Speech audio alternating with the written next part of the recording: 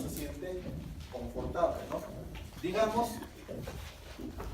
que aquí tenemos un eje, aquí está el eje de la temperatura, aquí está el eje de la humedad relativa. Entonces, lo que vamos a calcular con la fórmula de Fangel es saber exactamente en qué grado de temperatura una persona se encuentra confortable, todavía sin medir la elasticidad, ¿no? Sino en qué punto se encuentra. Vamos a suponer que esta persona se encuentra confortable a los 20 grados, ¿no? A los 20 grados de temperatura.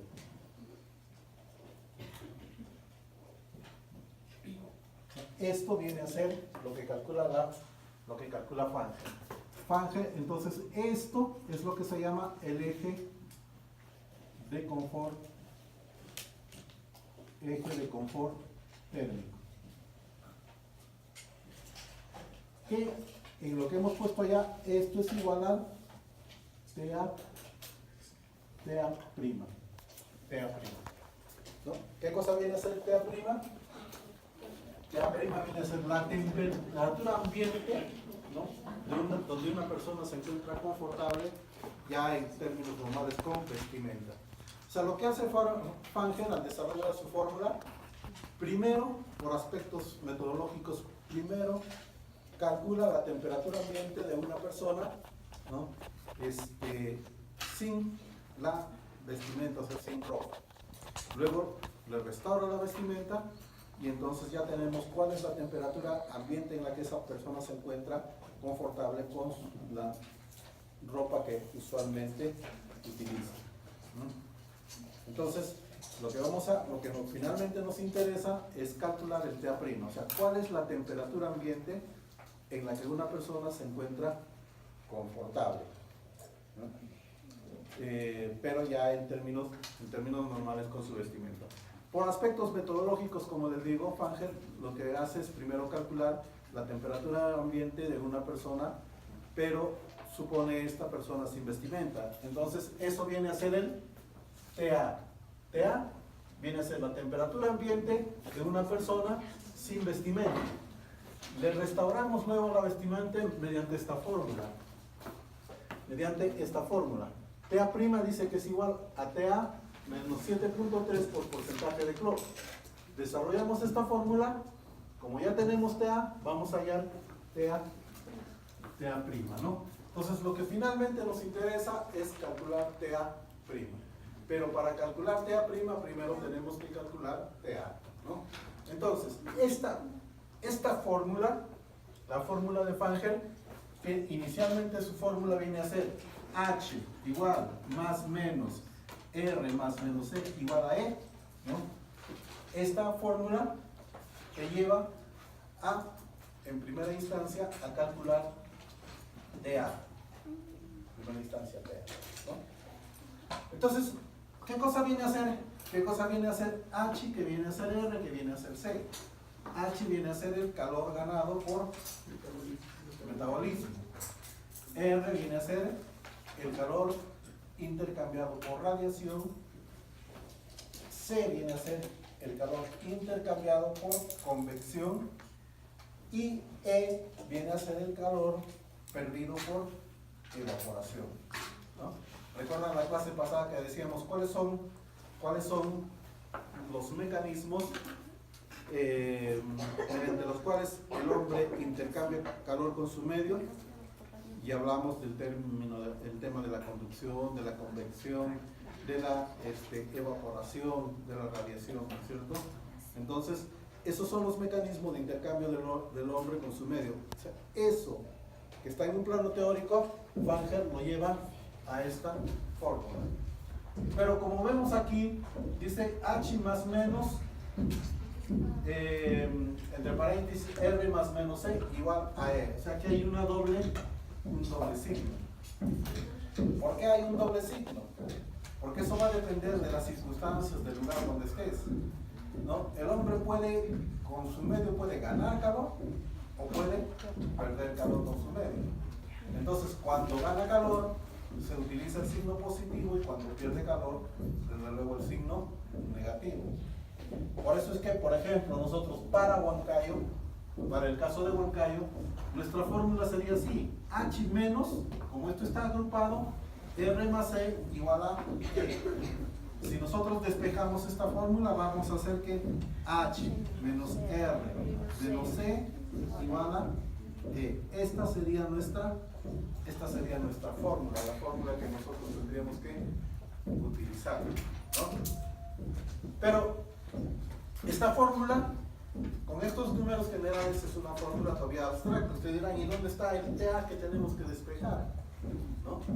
Entonces, cada uno de estos elementos tiene sus fórmulas, ¿no? Entonces, así por ejemplo, H, que viene a ser el calor generado por metabolismo, responde a la siguiente fórmula. H dice es igual a M por 1 menos M, ¿cierto? Donde H es el calor generado por metabolismo, M viene a ser la energía, ¿no? La energía generada por el metabolismo, y N es la eficiencia energética, ¿no? N es la eficiencia energética. Entonces,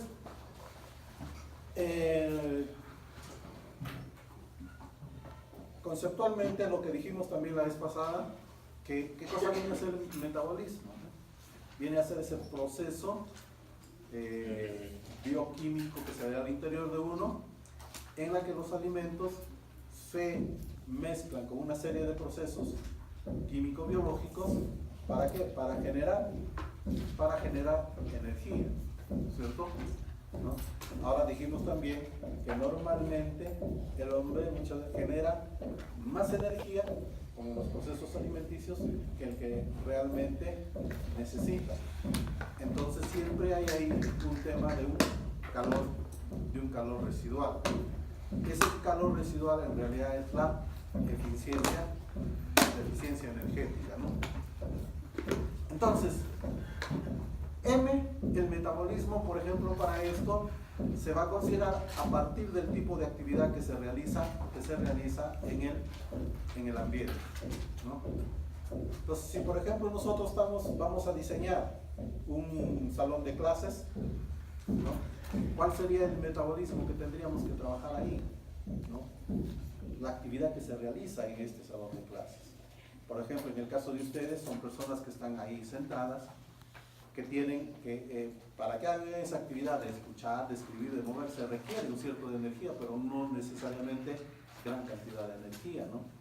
Entonces, en este librito, por ejemplo, nosotros tenemos aquí un cuadrito donde se habla de las actividades, y aquí del metabolismo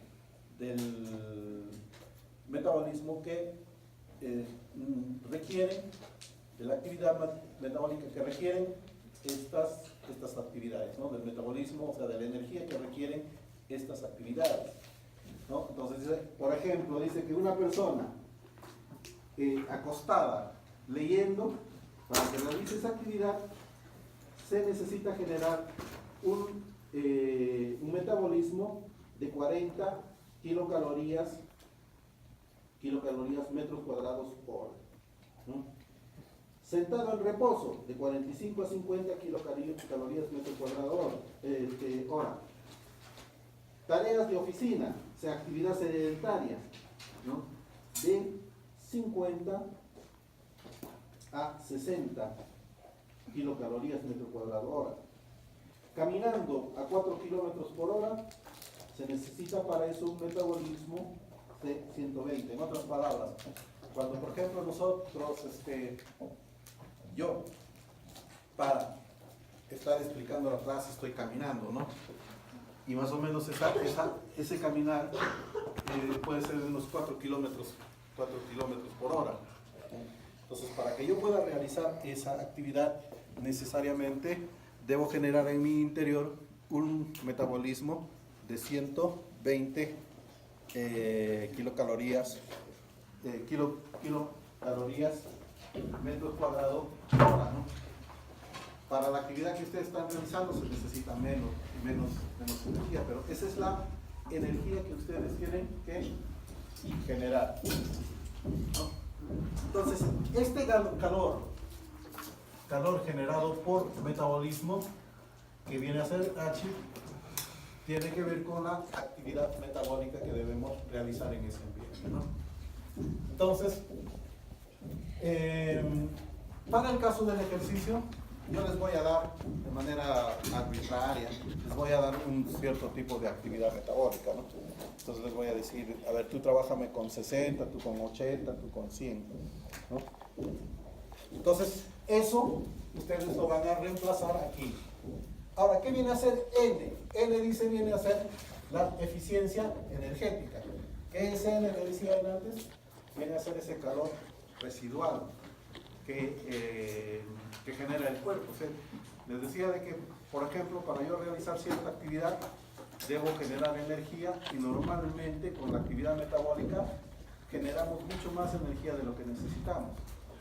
Esa energía residual se convierte en calor. Ese calor viene a ser la eficiencia energética que aparece ahí. Pero solamente hay un excedente de calor en actividades más allá de los 180 kilocalorías metro cuadrado, ¿no?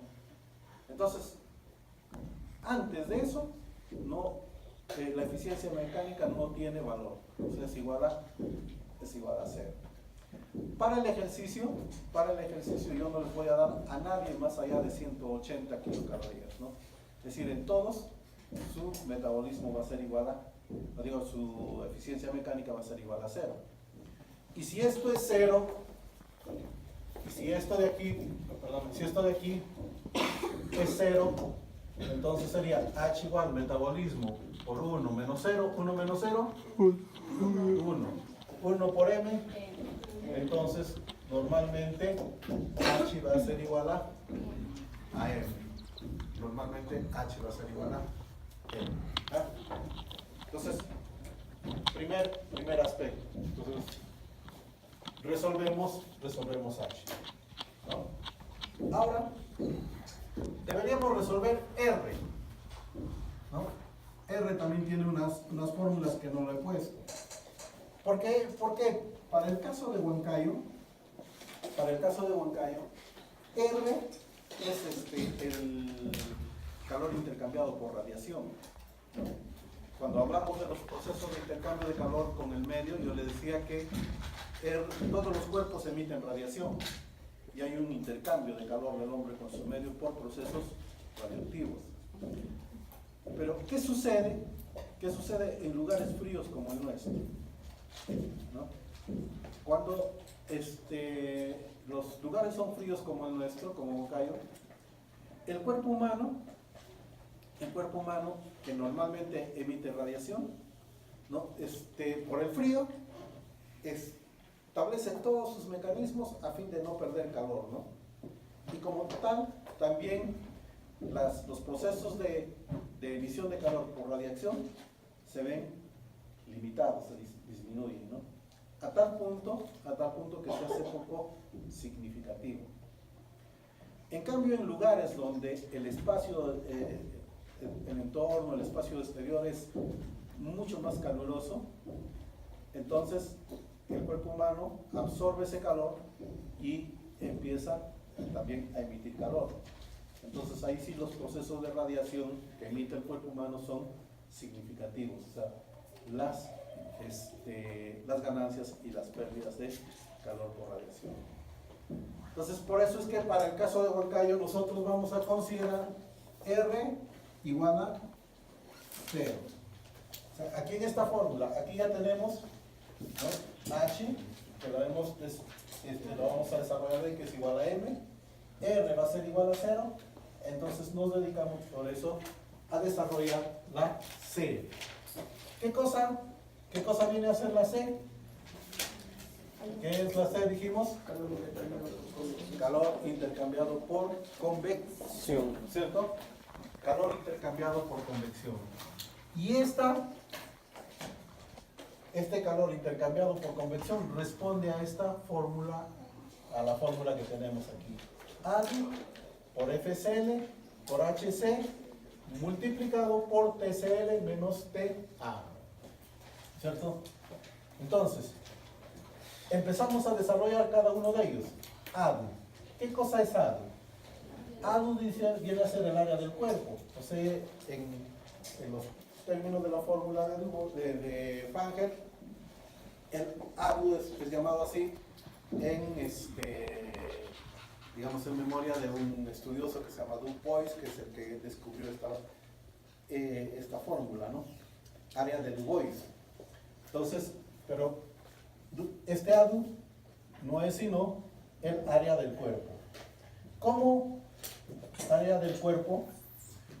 ¿Cómo resolvemos Du Bois? El ADU responde a esta fórmula: 0.203 por P elevado a la 0.425 por H elevado a la 0.725. Nosotros, donde P viene a ser el peso del cuerpo y H viene a ser la altura de la persona. Por eso es que la clase pasada les he pedido a todos, ¿no?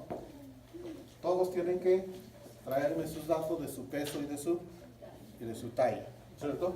Entonces lo que tenemos que hacer aquí es reemplazar nada más nuestro peso y nuestra talla. Resolvemos eso y nos va a dar A. Entonces ya tenemos aquí A. FCL. ¿Qué viene a ser el FCL? FCL dice viene a ser la relación entre la superficie vestida del cuerpo y la desnuda. La relación entre la superficie del cuerpo vestida y la desnuda, ¿no? Pero como les decía al inicio, TA viene a ser la temperatura ambiente para una persona sin vestimenta. Entonces, si estamos trabajando una persona sin vestimenta, ¿no? Vamos a ver que está sin ropa. Por lo tanto, este porcentaje de cloro, ¿cuánto correspondería? El porcentaje de cloro es la unidad que mide el aislamiento de la ropa, ¿no es cierto? Si una persona está sin vestimenta, ¿cuál es el porcentaje de cloro? Cero, ¿no es cierto? Al ser cero esto, decimos 0.15 por 0, 0. 1 más 0, 1. Entonces, FCL, ¿cuánto sería? 1. Todos le va a salir FCL 1. Entonces, ya tenemos aquí FCL. Nos falta HC. ¿HC qué cosa es? Coeficiente de convección. Donde HC dice es igual a 10.4 por raíz cuadrada de V. ¿Qué viene a ser V? Velocidad del viento. Entonces, en su práctica, yo les voy a dar como datos M, P, H por una parte, y aquí les voy a dar la V como dato.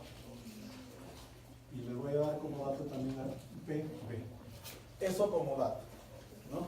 Entonces, voy a decir, vamos a calcular la temperatura ambiente de una persona en un ambiente cuya velocidad del viento es tanto, ¿no? Claro, que de acuerdo a la fórmula de Du Bois, dice que esa velocidad del viento no debe superar, ¿no?, los 2.6 metros cuadrados por segundo, ¿no? Si ya ponemos 2.7, 2.83 metros cuadrados por segundo de velocidad del viento, ya ese ambiente es en realidad no confortable. Entonces aquí lo que van a hacer es reemplazar nada más la V, la velocidad del viento que yo les voy a poner. Entonces como tal ya resolvemos HC. TCL.